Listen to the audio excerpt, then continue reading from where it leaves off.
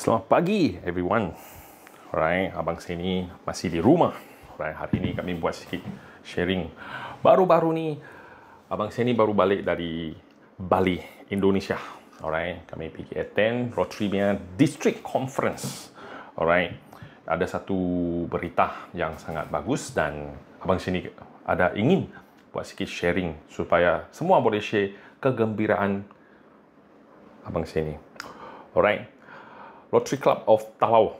Alright, kami ada dapat 2 award di District Conference. Ini yang pertama.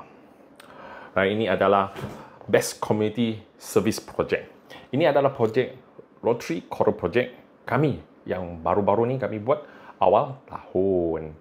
So, kami di sini pun asa bergembira dan berterima kasih untuk sesiapa yang support Rotary Core Project. Kami punya partner, technical partner, Track, alright, dan juga sponsor-sponsor seperti kami punya past president, Datuk Jimmy Pang punya Grace Hotel, alright, ada sponsor kami punya accommodations.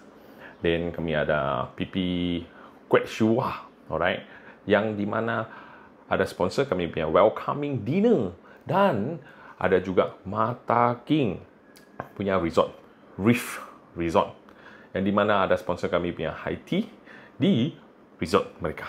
Alright. So dekat sini kami akan berterima kasih sesiapa yang ada share kami punya posting. So next kami akan buat lagi lebih baik dan kami akan ada phase 2. Alright. So bulan ni abang sini akan masuk track buat itu monitoring trip lagi. Dan pada masa yang sama kami akan bincang kami punya phase 2.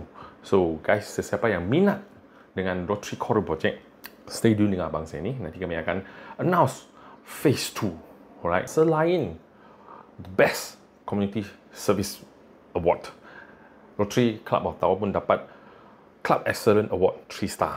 Alright. So bersyukurlah Rotary Club Tawau ada dapat 2 awards. Alright. So stay tune dengan abang saya ni untuk Rotary event seterusnya.